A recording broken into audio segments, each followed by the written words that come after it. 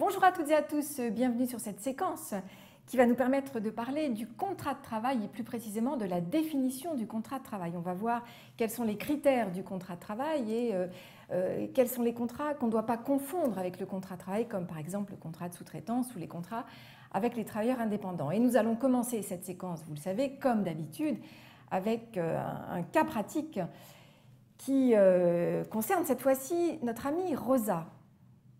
Alors Rosa vous appelle pour vous parler du cas suivant.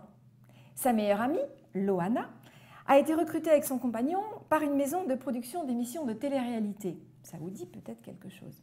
L'objectif de ce contrat, c'est d'envoyer donc tous ces couples sur une île paradisiaque pour les tenter, pour qu'ils se tentent mutuellement et qu'ils testent leurs sentiments amoureux respectifs. Le tout étant filmé 24 heures sur 24 ou presque pendant 2 semaines. Leurs obligations, prévues dans leur contrat, c'est de participer à de nombreuses activités avec des rythmes de sommeil et de réveil imposés et une contrepartie, tout de même, bien sûr, de 1 500 € plus le défraiement et donc tous les frais compris pour les amener sur cette île paradisiaque. Loana, l'amie de Rosa, se demande si cela ne correspond pas à un contrat de travail. Qu'est-ce que vous en pensez?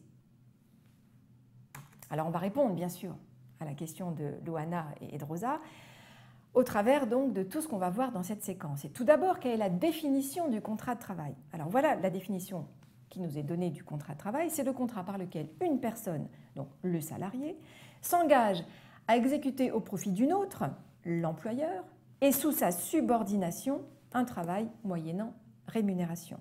Donc un travail au profit d'un employeur sous sa subordination en échange d'une rémunération. Ça rappelle quand même quelque chose par rapport à l'histoire de cette fameuse Loana. Donc les 3 critères du contrat de travail sont les suivants: une prestation de travail bien déterminée, une rémunération fixée par l'employeur et un lien de subordination vis-à-vis de cet employeur. Le critère essentiel, vous vous en doutez, c'est le lien de subordination. Le lien de subordination, c'est justement le contrôle de l'employeur sur la relation de travail et sur le salarié.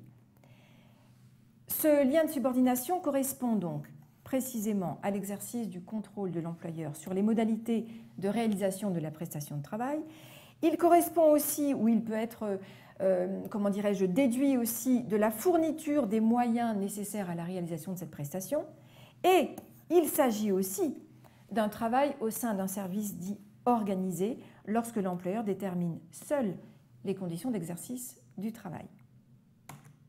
Alors il ne faut pas confondre le contrat de travail avec les relations de sous-traitance. Une entreprise peut parfaitement avoir des relations de travail avec des personnes sans qu'il y ait relations de travail, comme par exemple en cas de contrat de sous-traitance, en cas de contrat avec des artisans ou alors en cas de contrat avec des travailleurs indépendants. Voyons tout d'abord la sous-traitance. Il peut arriver donc, la sous-traitance et les autres, il peut arriver tout de même que dans le cadre de ces relations de travail, de sous-traitance ou de travail indépendant, les personnes se retrouvent dans les faits sous la subordination juridique de l'entreprise cliente.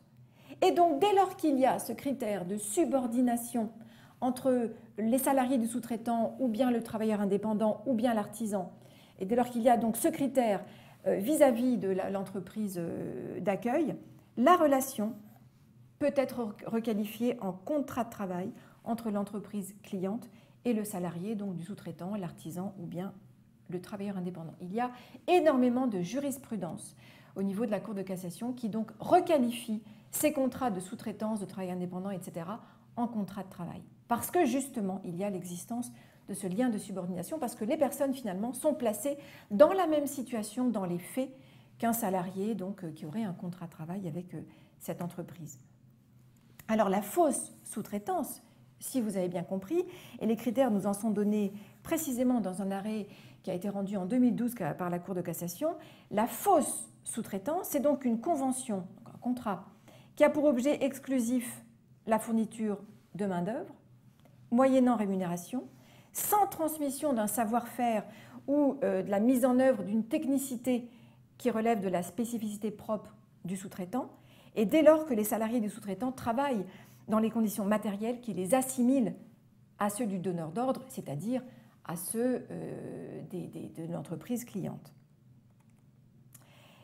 Alors au-delà de ces différentes formes de contrats qui peuvent s'apparenter au contrat de travail, voyons les différentes formes de contrat de travail qui existent au niveau de ce que prévoit notre Code du travail justement. Alors vous avez le CDI, le CDD et des contrats qui sont liés à la politique de l'emploi.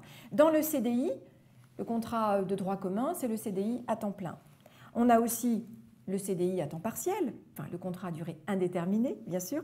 On a aussi nouveau contrat tout récent qui est le CDI d'opération, enfin le CDI de chantier qui n'est pas récent, mais qui a été ouvert à d'autres situations, c'est pour ça qu'on l'appelle maintenant le CDI d'opération.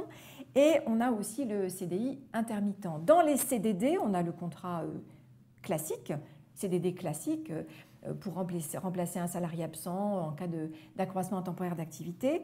On a aussi, alors je l'ai mis dans cette partie-là, c'est un peu artificiel, mais le contrat de travail temporaire qui ressemble énormément au contrat à durée déterminée. On a aussi une autre forme de CDD qui s'appelle le CDD à objet défini et le CDD joueur professionnel. Tout ça, c'est des contrats qu'on traitera précisément au fur et à mesure des séquences de ce MOOC.